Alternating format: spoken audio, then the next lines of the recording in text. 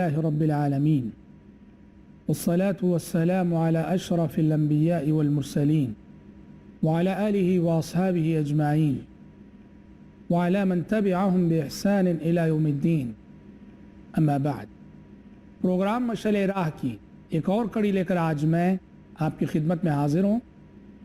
آج کی گفتگو کے لیے میں نے نبی کریم صلی اللہ علیہ وسلم کی ایک عظیم حدیث کا انتخاب کیا ہے۔ حدیث کے راوی حضرت جابر بن عبداللہ رضی اللہ عنہما ہے اور اس حدیث کو امام مسلم رحمۃ اللہ علیہ نے صحیح مسلم میں روایت کیا ہے۔ حضرت جابر کہتے ہیں کہ نبی کریم صلی اللہ علیہ وسلم نے فرمایا اتقوا الظلم فإن الظلم ظلمات یوم القیامہ، کہا کہ لوگوں ظلم سے بچو، اس لیے کہ قیامت کے روز ظلم تاریکیوں کی شکل میں آئے گا۔ ظالم قیامت کے روز نور کے لیے ترس جائے گا، ظالم قیامت کے دن روشنی کے لیے ترس جائے گا، ظالم قیامت کے روز تاریکیوں میں بھٹکتا رہے گا، در بدر کی ٹھوکریں کھاتا رہے گا۔ اس لیے کہا قیامت کے دن نور چاہتے ہو، روشنی چاہتے ہو تو ظلم سے بچ جاؤ۔ ظلم کسے کہتے ہیں؟ ظلم کی تعریف عربی زبان میں یوں کی جاتی ہے وضع الشیء فی غیر محلہ، کسی بھی چیز کو اس کے اصلی مقام سے ہٹا دینا یہ ظلم ہے۔ اور اصطلاحی اعتبار سے اگر دیکھا جائے تو اہل علم کہتے ہیں کہ ظلم 3 قسم کا ہوتا ہے۔ ظلم کی 3 قسمیں ہیں۔ ایک تو یہ ہے کہ بندہ خالق کے سلسلے میں ظلم کرے، جسے ہم شرک کہتے ہیں۔ اسی معنی میں شرک کو ظلم کہا گیا، ان الشرک لظلم عظیم۔ اور ظلم کی دوسری قسم یہ ہے کہ بندہ مخلوق پہ ظلم کرے، دوسرے انسانوں پر، جانوروں پر، پرندوں پر، مخلوق پہ ظلم کرے۔ اور ظلم کی تیسری قسم ہے کہ بندہ اپنے آپ پہ ظلم کرے۔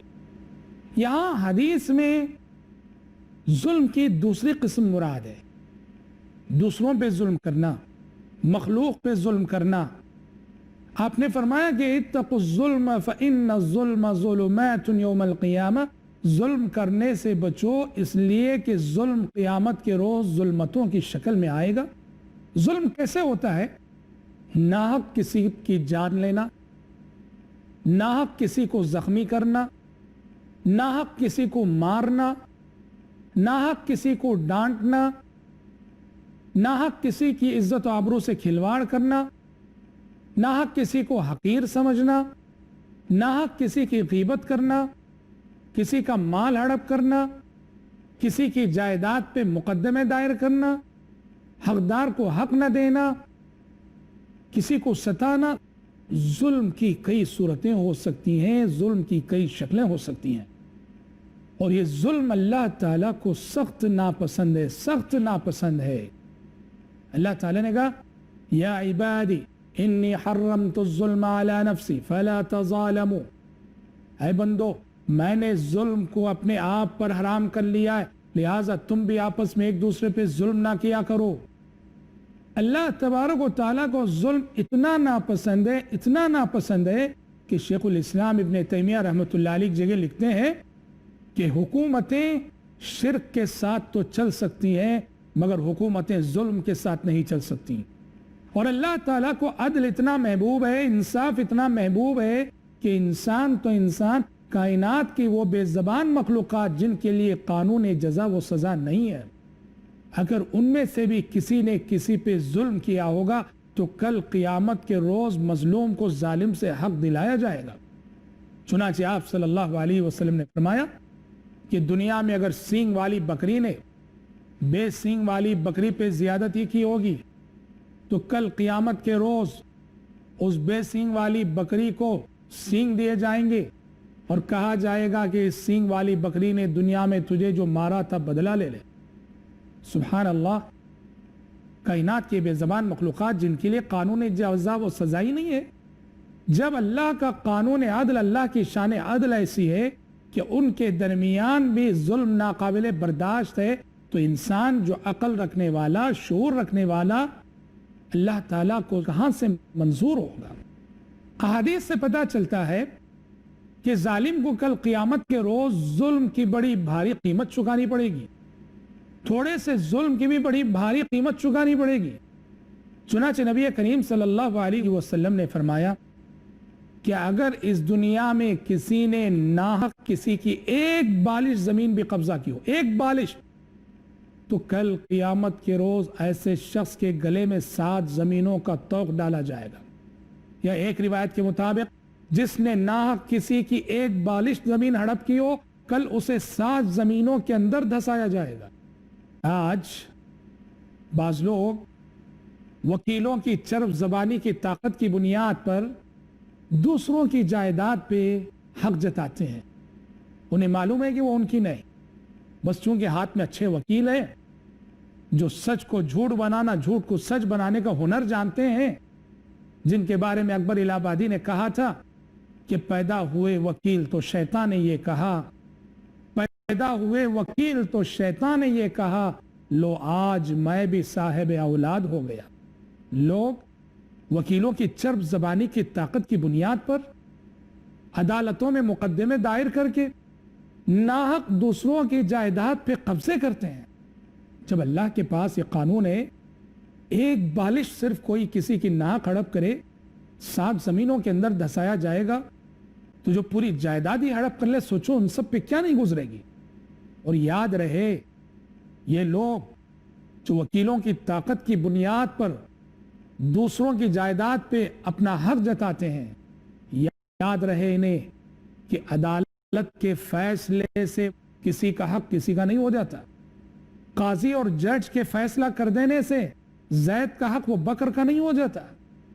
قاضی فیصلہ کر دے، جج فیصلہ کر دے کہ وہ بکر کا ہے، اگر وہ زید کا تھا تو اللہ کے پاس زید ہی کا رہے گا۔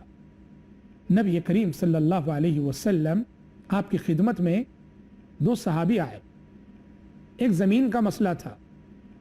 دونوں صحابی سمجھ رہے تھے کہ یہ میری زمین ہے، یہ کہہ رہے تھے کہ میری ہے، وہ کہہ رہے تھے کہ نہیں میری ہے۔ پیارے نبی نے دونوں کی بات سنی، دونوں کی گفتگو سنی، سننے کے بعد کہا کہ دیکھو جو کچھ میں نے سنا ہے اس کی روشنی میں فیصلہ کروں گا، لیکن پہلے ایک بات جان لو کہ ہو سکتا ہے جو صحیح معنوں میں حقدار ہے، جس کی زمین ہے، وہ منہ مرا ہو، اس کو اپنے حق کو ثابت کرنے کا سلیقہ نہ آتا ہو، اور جو حقدار نہیں ہے وہ چرب زبان ہے، اس کے پیش کرنے کا انداز ایسا ہو مجھے یوں لگے کہ وہ زمین اسی کی ہے اور میں اس کے حق میں فیصلہ کر دوں اس کی چرب زبانی کی وجہ سے، تو اسے یہ سمجھنا چاہیے کہ میں اسے زمین نہیں دے رہا ہوں، میں اسے جہنم کا ایک ٹکڑا دے رہا ہوں۔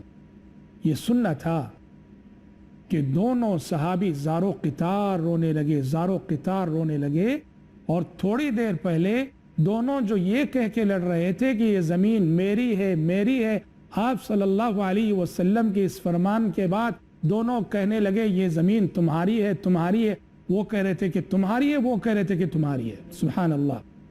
تو پتہ چلا کہ عدالت کے فیصلے سے زید کا مال بکر کا نہیں ہو جاتا۔ تو ناظرین، ظلم سے بچنا چاہیے، چھوٹا ہو کے بڑا ظلم ظلم ہوتا ہے، اس سے احتراز کرنا چاہیے، اس سے بچنا چاہیے۔ حدیث میں نبی کریم صلی اللہ علیہ وسلم ارشاد فرماتے ہیں، کہتے ہیں کہ اور سارے گناہ ان کی سزا دنیا میں ملے نہ ملے آخرت میں ملے گی، لیکن 2 گناہ ایسے ہیں، 2 گناہ ایسے ہیں کہ جن کی سزا آخرت سے پہلے دنیا میں مل کر رہے گی، اس سزا کا دنیا میں ملنا ضروری ہے۔ ایک ظلم اور دوسرا گناہ ماں باپ کی نافرمانی۔ واللہ دیکھو ظالم ایک نہ ایک دن مرنے سے پہلے رسوا ہوگا، اور ماں باپ کا نافرمان انسان مرنے سے پہلے اپنی نافرمانی کا انجام اسی دنیا میں دیکھے گا۔ ہاں، یہ اللہ کا قانون ہے کہ اللہ تعالیٰ ظالم کو پکڑنے سے پہلے مہلت دیتا ہے، کافی ڈھیل دیتا ہے۔ ظالم اس دھوکے میں نہ رہے کہ اللہ نہیں دیکھ رہا ہے، اللہ کی پکڑ نہیں آ رہی ہے۔ اللہ کا قانون ہے کہ وہ پکڑنے سے پہلے مہلت دیتا ہے۔ اللہ کا فرمان ہے وَأُمْلِي لَهُمْ إِنَّ كَيْدِي مَتِينٌ، میں انہیں مہلت دیتا ہوں اور میری چال بڑی تیز ہے۔ اور دوسرے مقام پہ اللہ تعالیٰ نے فرمایا وَلَا تَحْسَبَنَّ اللَّهَ غَافِلًا عَمَّا يَعْمَلُ الظَّالِمُونَ، کہ اللہ تعالیٰ کو ہرگز ہرگز غافل مت سمجھو کہ ظالم جو کچھ کر رہا ہے اللہ نہیں دیکھ رہا ہے، ہرگز ایسا مت سمجھو۔ اللہ ظالم کو اتنی مہلت دیتا ہے، جب پکڑتا ہے تو ایسے پکڑتا ہے کہ دنیا میں کوئی اس پر رحم کھانے والا نہ ہوگا، دنیا میں کوئی اس پر ترس کھانے والا نہ ہوگا۔ ظالم کا جنازہ اٹھے گا تو نہ زمین روئے گی اس پر، نہ آسمان روئے گا اس پر، اور ساری مخلوق کہے گی کہ ناپاک وجود تھا زمین سے پاک ہو کر گیا۔ ایک چھوٹا سا بریک ہم یہاں لیتے ہیں، جڑے رہیں آپ ہمارے ساتھ، بہت جلد لوٹیں گے ہم۔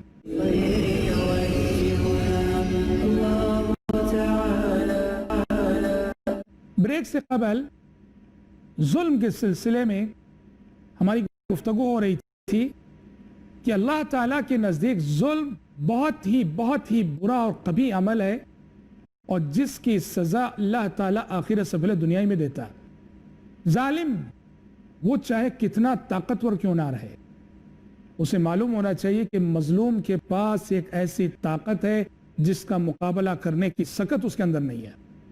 مظلوم کے پاس ایک ایسا ہتھیار ہے جس کا مقابلہ کرنے کی سکت ظالم کے اندر نہیں ہے، اور وہ طاقت ہے مظلوم کی آہیں، مظلوم کی بد دعائیں۔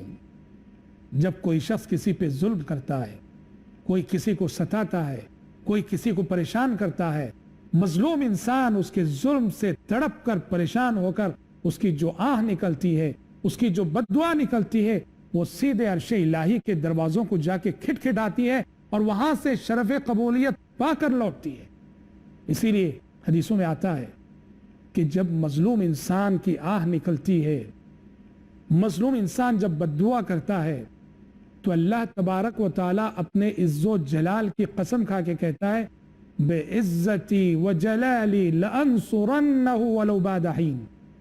اللہ کہتا ہے میرے عز و جلال کی قسم ہے، اے میرے مظلوم بندے، میری مدد تیرے ساتھ آ کر رہے گی، بھلے سے تجھے تھوڑا انتظار کرنا پڑے گا۔ صحیح، اللہ کی مدد فوراً نہیں آتی، اللہ کے پاس دیر ہے مگر اندھیر نہیں ہے۔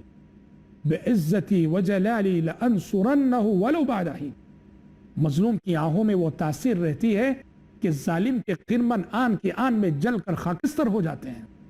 اور یہ بات بھی یاد رہے کہ مظلوم اگر کافر بھی کیوں نہ ہو، کافر مظلوم کی بد دعا بھی اللہ کے پاس شرف قبولیت سے نوازی جاتی ہے۔ اللہ کے پاس دعا کی قبولیت کے لیے قانون الگ ہے اور بد دعا کی قبولیت کے لیے قانون الگ ہے۔ قبولیت دعا کے لیے ایمان شرط ہے، قبولیت دعا کے لیے صحیح عقیدہ شرط ہے۔ دعا صرف مومن کی قبول ہوتی ہے، لیکن بد دعا کی بات اگر کریں تو بد دعا کافر کی بھی قبول ہوتی ہے۔ ایک مسلمان کسی کافر پہ ظلم کر دے اور وہ کافر بد دعا کر دے تو اس کی آہیں اس مسلمان کو لگ جائیں گی، اس لیے کہ ظلم اللہ تعالیٰ کو سخت ناپسند ہے۔ اسی لیے پیارے نبی نے حضرت معاذ بن جبل رضی اللہ تعالیٰ عنہ کو یمن بھیجتے ہوئے خاص طور پہ نصیحت فرمائی، کہا اتق دعوت المظلوم فإنه ليس بينها وبين الله حجاب۔ کہا کہ اے معاذ، مظلوم کی بد دعا سے بچنا، مظلوم کی آہوں سے بچنا، اس لیے کہ اس کے اور اللہ کے درمیان کوئی آڑ نہیں ہوا کرتی، کوئی حجاب نہیں ہوا کرتا، کوئی رکاوٹ نہیں ہوا کرتی۔ کتب احادیث میں ایک واقعہ آتا ہے، صحابی رسول سعد بن ابی وقاص رضی اللہ تعالی عنہ، سعد بن ابی وقاص رضی اللہ تعالی عنہ یہ کوفہ کے گورنر تھے۔ کوفے والوں نے حضرت عمر بن خطاب رضی اللہ عنہ سے ان کے خلاف شکایت کی۔ حضرت عمر خلیفہ وقت ہیں، وقت کے خلیفہ ہیں۔ سعد بن ابی وقاص رضی اللہ عنہ کے سلسلے میں کوفے والوں نے شکایت کی حضرت عمر سے کہ آپ نے کیسے شخص کو ہمارے یہاں گورنر بنایا ہے کہ سعد بن ابی وقاص ہمارے معاملات میں وہ انصاف کرنا نہیں جانتے، ان کے قول و عمل میں تضاد ہے، خود تو ہمیں جہاد پہ نکلنے کے لیے کہتے ہیں، خود نہیں نکلتے، حتیٰ کہ کہا کہ وہ نماز بھی ٹھیک سے نہیں پڑھنا جانتے۔ حضرت عمر بن خطاب رضی اللہ عنہ کے پاس یہ شکایتیں جیسے ہی پہنچی، حضرت عمر بن خطاب رضی اللہ عنہ خصوصاً اپنی رعایا کے سلسلے میں بڑا حساس مزاج رکھتے تھے۔ حضرت عمر نے کوفے والوں کی شکایت سن کر فوراً حضرت سعد بن ابی وقاص رضی اللہ عنہ کو معزول کر دیا، ہٹا دیا، عہدے سے، اور ایک کمیٹی تشکیل دی کہ جو کوفہ جائے اور معاملے کی تحقیق کر کے آئے۔ یہ کمیٹی کے لوگ کوفہ آئے اور ایک ایک نماز میں ایک ایک مسجد جایا کرتے تھے کوفہ کی، اور لوگوں سے پوچھتی تھی یہ کمیٹی کہ لوگوں سعد بن ابی وقاص کے بارے میں تمہارا کیا خیال ہے؟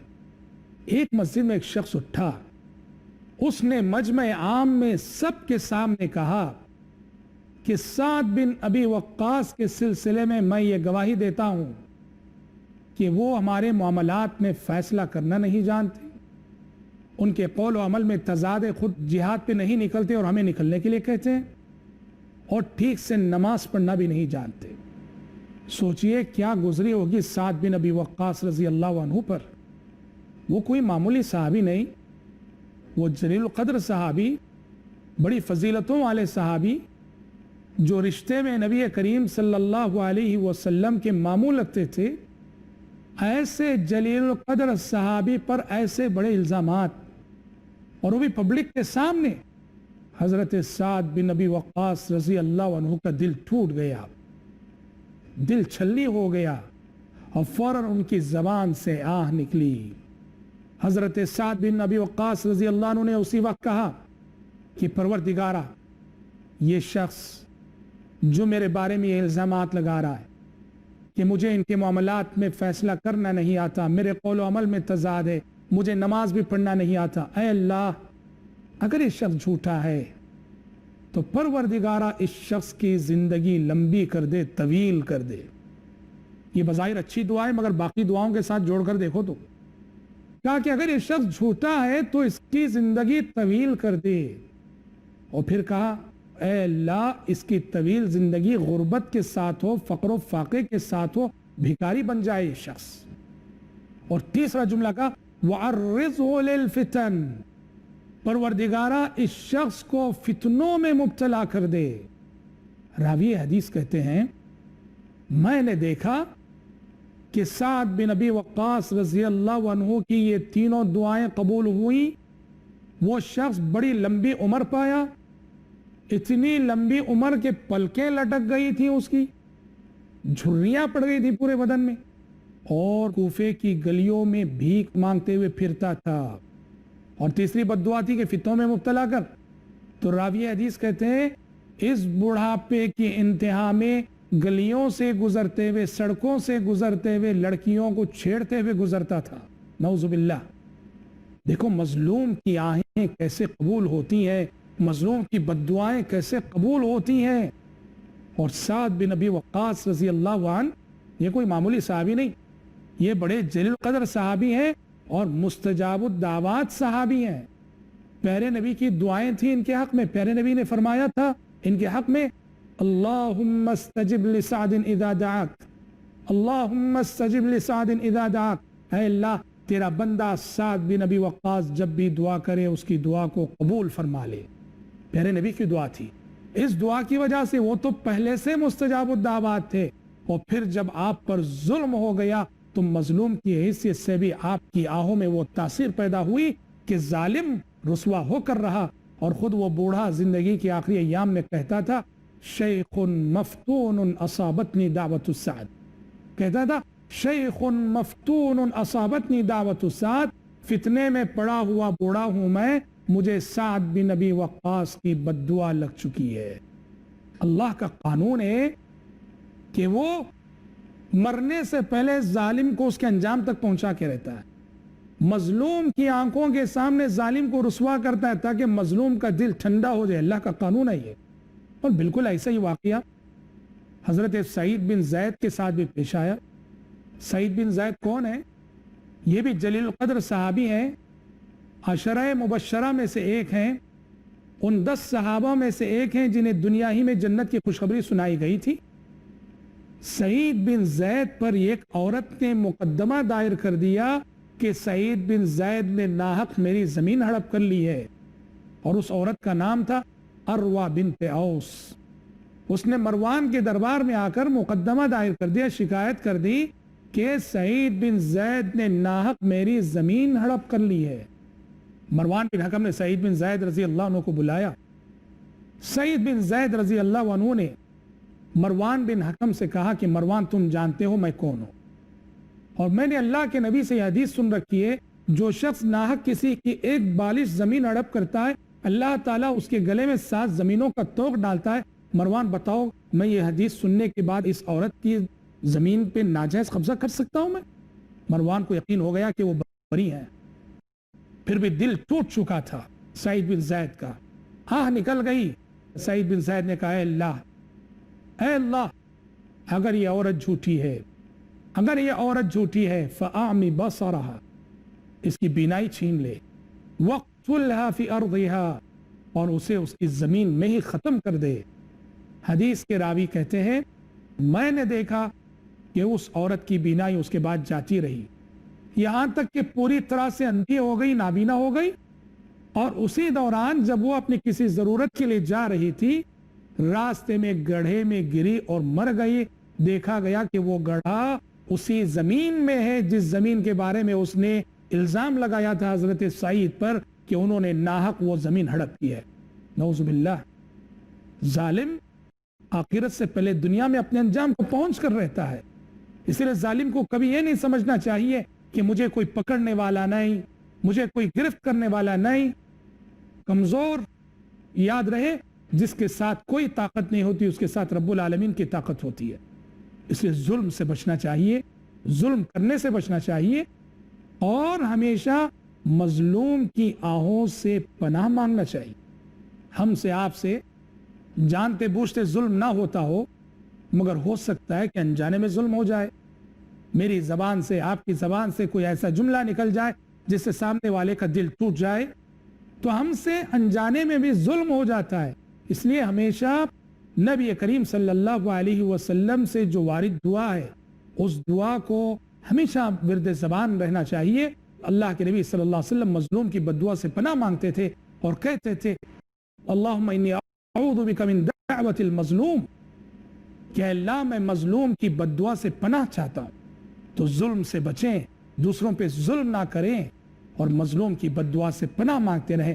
رب العالمین کہنے والے کو، سننے والوں کو ظلم کی چھوٹی بڑی تمام شکلوں سے بچائے۔ آمین۔ وآخر دعوانا الحمدللہ رب العالمین۔